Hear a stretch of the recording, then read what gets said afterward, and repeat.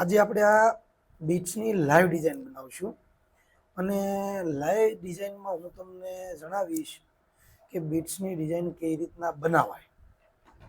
Bits વસ્તુ કેવી છે, તમારો જો પાયો મજબૂત હશે ને તો બીટ્સની અંદર તમને સરળતાથી ગ્રીપનેસ આવશે.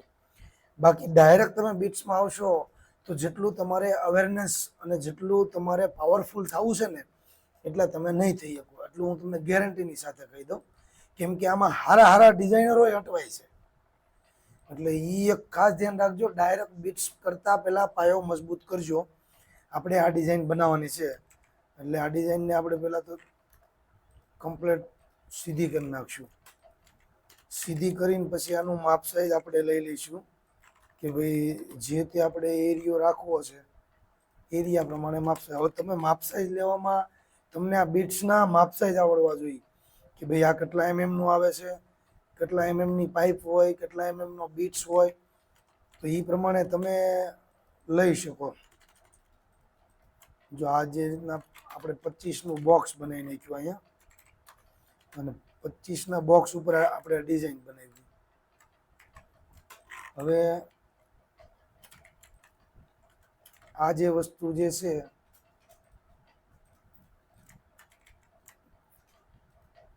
પેલા આપણે એક બીટ્સ એ બનાવ્યો. બીટ્સ એ બનાવ્યો એટલે બીટ્સ એને આપણે મોટિવ કરી નાખશું. બીટ્સ એનો મોટિવ બનાવી નાખ્યો આપણે. રેડી, મોતી બનાવીને એને કમ્પ્લીટ મોતી બનાવી નાખશું આપણે.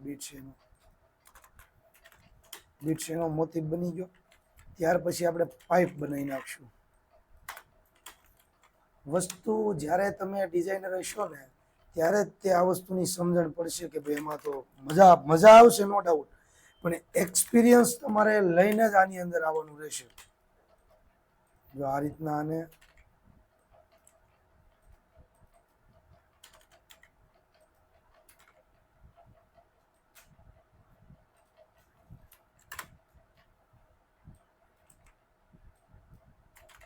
ફોટાને લોક કરી નાખવાનો. પહેલા આ પાઇપ ગોઠવાઈ ગઈ છે, વલ છે, આ એક અહીંયા વ્યવસ્થિત.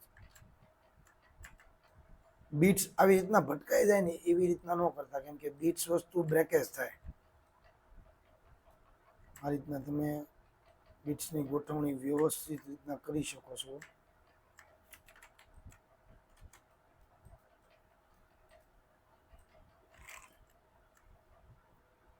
મેઇન વસ્તુ છે કમાન્ડ તમારા હાથમાં હોવી જોઈએ. કમાન્ડ એટલે કઈ કીના મતલબથી શું થાય, પછી બીટ્સના પેલેટ શું કહેવાય, આ જે બીટ્સ બનાવ્યો છે તો તમારા મશીનમાં કઈ એબીસીડી નાખવી. આમાં ડાયરેક્ટ બીટ્સ બનાવવાથી કોઈ મતલબ નથી, પણ મેઇન વસ્તુ તમને મશીનના સેટિંગ, બીટ્સના પેલેટ એ સમજવા જરૂરી છે. આ ડિઝાઇન તમારી બીટ્સની ડિઝાઇન આ રીતના મૂકી દીધી.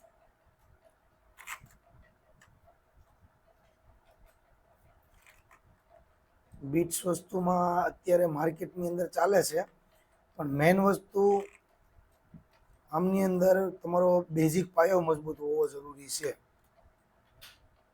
તો તમારે કામનું થશે. તો આ વસ્તુ બની ગઈ. તો તમારે અહીંયા આપણે 25 નાખી દેવાના અને 100 રિપીટ ચાલુ કરી દેવાનું. 100 રિપીટ ચાલુ કરીને આને પલટાવી દો. આ રીતના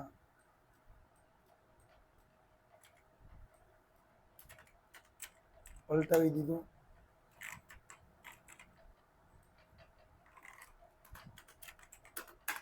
શો રિપીટને ઓન કરીને વ્યવસ્થિત સેટઅપ બેસાડી દેવાનું.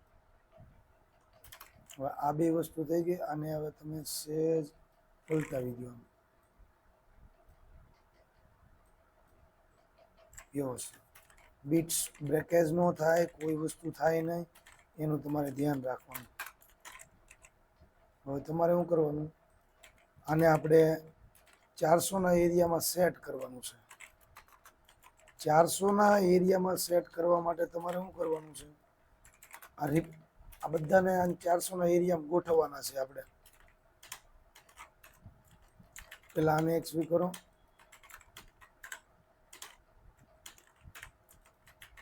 આ રીતના ગોઠવણી કરું છું હું અત્યારે.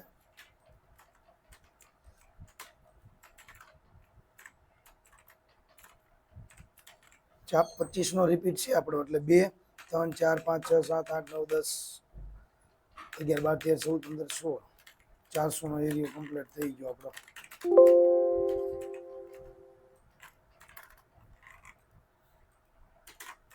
આ ડિઝાઇન આપણી કમ્પ્લીટ પંચિંગ સાથે જ ગોઠવી નાખ્યું હોય તો ડિઝાઇન આપણી કમ્પ્લીટ.